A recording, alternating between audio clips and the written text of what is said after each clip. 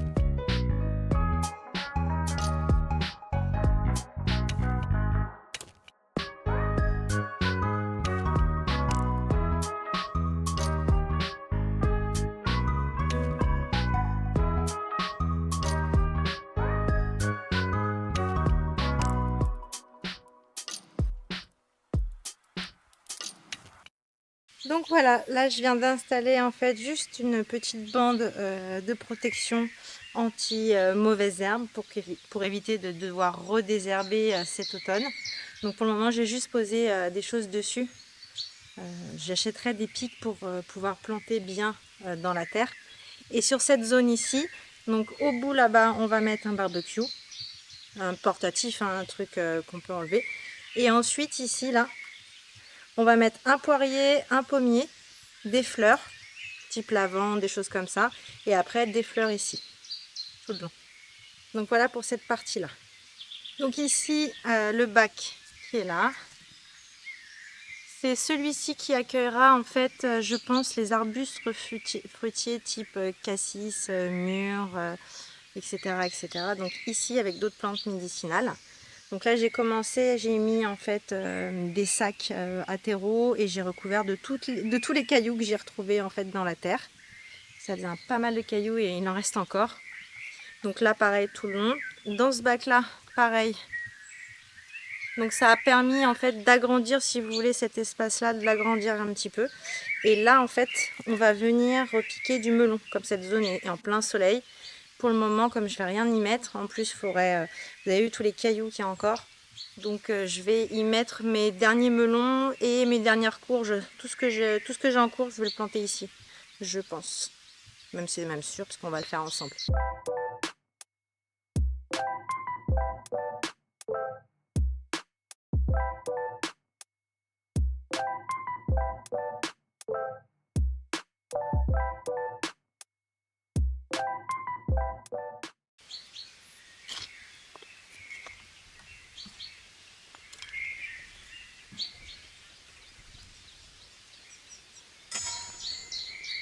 Tous ces cailloux.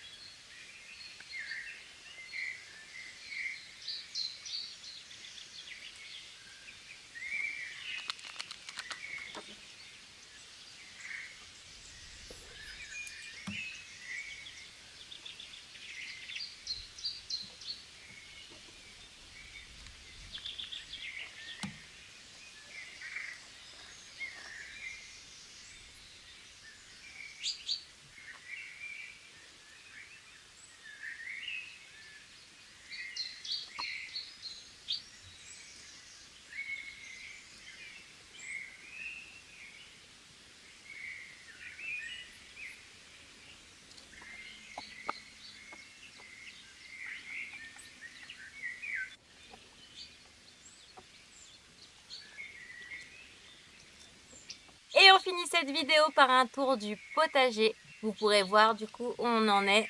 On a toujours un peu de retard, mais on a quand même rattrapé pas mal de retard grâce aux températures et au soleil qu'on a eu ces derniers temps. Donc on croise les doigts pour que ça continue comme ça, parce que là, le potager commence vraiment à ressembler à quelque chose. Donc voilà pour le tour du potager cette semaine. Alors ici on a les pieds de tomates, la capucine. Donc les pieds de tomates sont en fleurs, ils se sont enfin développés, enfin celui-ci toujours pas. Et puis vous avez les premières tomates qui poussent. Ici de ce côté vous aviez des butternuts et des potirons, des courges. Et là il m'en reste qu'une seule. Donc là il va falloir que je la taille. Celle-ci. Là encore les tomates. Donc de ces tomates là elles n'ont pas bonne mine, hein. Elles sont encore un peu vertes, grises, elles ont des couleurs un peu ternes.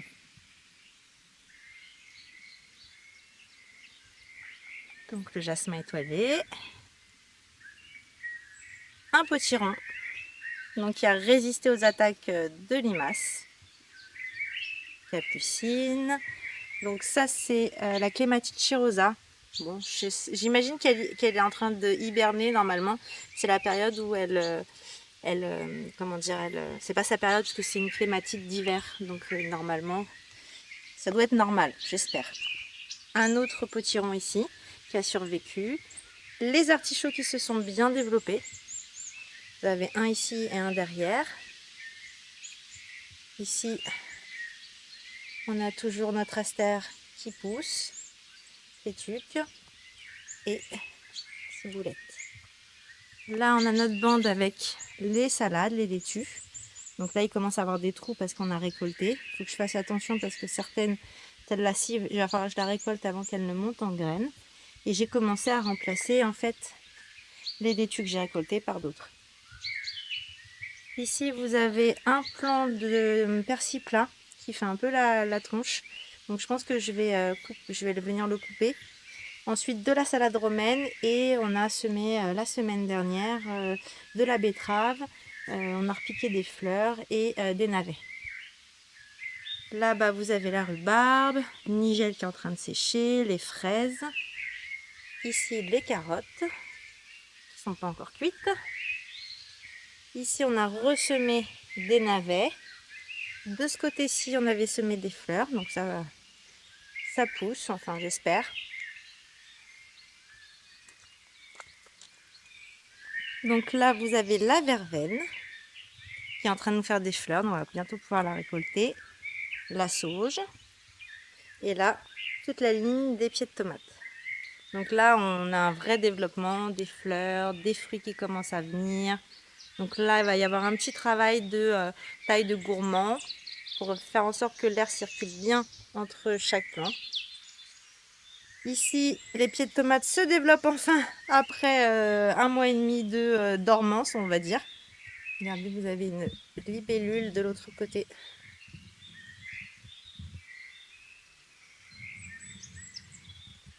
Le basilic, d'autres pieds de tomates que j'ai repiqués comme ça. Ici, vous avez les pieds de tomates cerises qui sont en pot avec les fleurs, basilic. Donc ici, j'ai planté aussi, repiqué un melon. L'idée, en fait, après, c'est qu'il puisse en fait se développer tout le long ici. Voilà.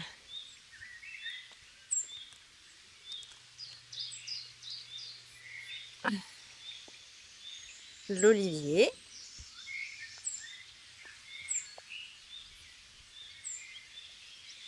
Donc ici, les haricots qui se sont bien battus puisque bon, ils ont survécu aux limaces. Donc j'espère qu'ils vont pouvoir repartir. Melon et un autre melon là-bas aussi. On va voir si ça pousse parce qu'ils ont eu du mal avec les limaces. Là, vous avez les belles du jour qu'on a semées qui commencent à fleurir. Ah. Chou betterave laitue. Et ça se porte plutôt bien, ça se développe bien. Ici, vous avez laitue, chou, céleri, rave. Et dans celui-ci, celui qu'on a repiqué en dernier, vous avez brocoli, céleri rave et puis vous avez un petit pied de cornichon piquant. Des glaïeuls. Là, vous avez le bac avec les poireaux les plus grands, c'est ceux qu'on a repiqués en fait en milieu de printemps. Et les poireaux les plus petits, ce sont ceux que j'ai repiqués il y a 15 jours ou la semaine dernière. Donc ici, on avait récolté les pommes de terre et on a ressemé du radis noir. Là, vous avez les framboisiers. Alors, vous avez vu, j'ai coupé toutes les branches du bas parce qu'en fait, il pleut, il fait beau, il pleut, il fait beau. Et donc, du coup, j'avais remarqué qu'il y avait des feuilles. Regardez, là, il faut que je les retire aussi. J'ai pas terminé. Que des feuilles jaunes comme ça et je me suis dit que ça allait apporter la maladie. Donc, j'ai bien taillé tous les framboisiers pour que l'air circule et ça passe. Et ce qui fait que on va pouvoir faire une belle récolte là. Je vais commencer à faire les confitures, je pense. Alors ici, vous avez du maïs, courgettes, betteraves, du thym, courgettes, ciboulette. Là-bas, vous avez un pied de persil derrière la courgette. Les deux associations ensemble, c'est top. Donc les courgettes aussi ont bien survécu aux attaques de limaces. Vous allez voir comparer celle-ci qui a été plantée en même temps, repiquée en même temps, et celle-ci, regardez. Ouais, c'est pas la même chose, hein. Pas le même développement. Voilà. Dans le bac qui est ici, là, à côté des framboisiers, vous avez la patate douce, tout va bien. Et là-bas, vous avez cornichons, concombres, zinnia et normalement ici du cosmo. Donc les derniers que j'ai repiqués, du coup, se sont pas fait dévorer. Donc voilà. Après, les feuilles sont un peu jaunes. Donc il va falloir que je regarde si j'ai pas un problème de nutriments. Pareil pour le basilic qui est là. Assez jaune. Mais bon, lui, il avait commencé à prendre un petit peu le mildiou, je pense, avec toute la pluie. Ici, vous avez des haricots. Donc, on va pas tarder à en récolter certains. Donc, ce que je fais quand j'ai pas des grosses récoltes et au démarrage j'ai des petites récoltes, je les surgèle en fait au fur et à mesure. J'ai un sac et je les rajoute au fur et à mesure dans le sac. Pareil, quelques pieds de haricots qui ont survécu. Là, vous avez les 2 pieds de poivrons. Hop, pareil, ils sont un peu jaunes. Peut-être qu'il manque un peu. Je vais les arroser au purin d'ortie pour leur donner un coup de boost. Ici, vous avez un tournesol, des fleurs de poireaux pour pouvoir récolter les graines, du céleri rave, quelques courgettes. Mais bon, vous voyez, celles-ci, elles ont du mal à reprendre après les attaques des limaces. Ici, vous avez de la coriandre. C'est trop bon, la coriandre.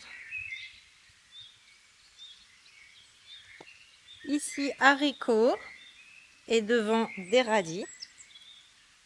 Je vous ai oublié un bac. Regardez là, le petit papillon blanc qu'on trouve super sympa là, qui tourne autour de mon dernier chou. Bon bah en fait, c'est ça la pierrite du chou. Pousse-toi. Il vient et il pond. Je trouve ça très joli, hein. Et voilà, c'est un papillon. Ici, vous avez des fraisiers de ce côté-là et des haricots qui ont survécu eux aussi aux limaces. Donc, ils sont en train de redémarrer, ils font des fleurs. Les belles du jour.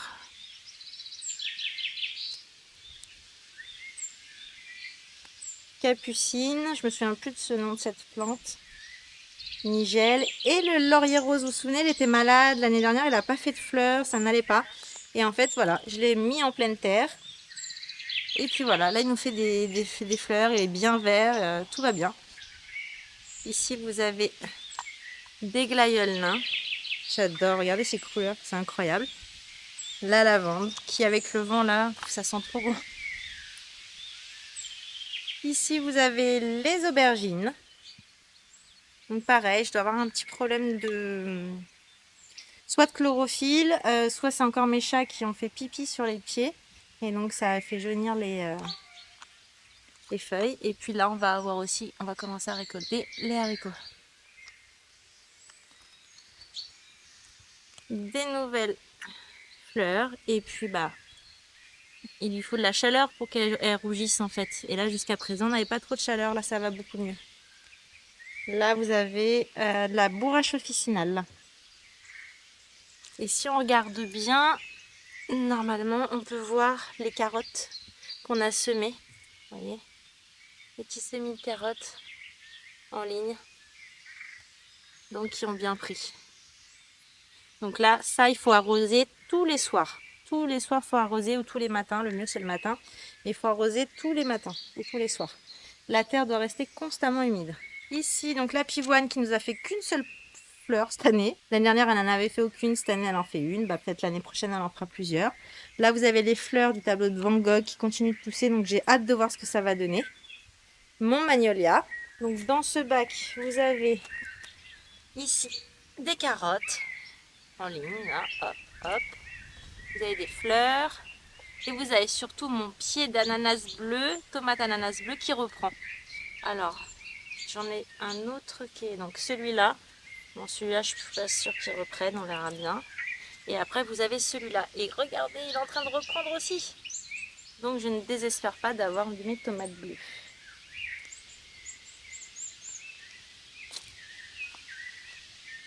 Ici, vous avez de la capucine et des fleurs dans le pot. Et je vais rajouter un melon dans chacun des pots. Et donc les fraises ici, il va falloir que je désherbe un petit peu. Je récolte les fraises là parce que je crois qu'il y a des fraises à récolter. J'ai de la rhubarbe aussi à récolter. Je vais pouvoir faire des confitures et des compotes. Et là, il me reste encore quelques semis. Donc là, vous avez les choux pour cet hiver, avec des brocolis. Là, c'est des fleurs, donc vous avez... Alors, les étiquettes sont tombées, mais je crois que ça, c'est de la clarkia, des cosmos ou du zinnia. Ça, c'est de la ciboulette. Ça, c'est du souci. Ça, c'est de la guimauve, entre autres choses. L'achillée millefeuille. La reine marguerite, il m'en reste 2. Et ensuite, j'ai de l'hysope, ici. Et là, j'ai mon nigel qui a séché. J'ai laissé sécher ici pour récupérer les graines. Voilà. Graines de nigel.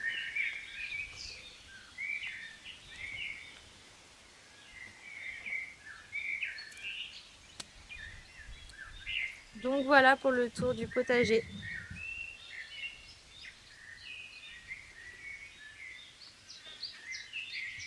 Et voilà, la vidéo est bientôt terminée. J'espère qu'elle vous aura plu. Moi, ça m'a demandé tellement d'efforts. C'était hyper fatigant de déplacer toutes ces terres et de faire tout ça. Mais je suis tellement contente du résultat. Ça va bien me servir de base pour pouvoir continuer d'aménager correctement en fait mon jardin et pouvoir en profiter un maximum. Donc, je suis assez contente et assez fière. C'était du boulot, mais ça en valait la peine. J'espère que vous, de votre côté, tout se passe bien, que votre potager pousse correctement, que vous pouvez profiter des récoltes, des fruits d'été pour vous régaler et faire le plein de vitamines. En attendant la prochaine vidéo, prenez bien soin de vous et n'oubliez pas, faites de votre alimentation votre première médecine. Ciao, ciao!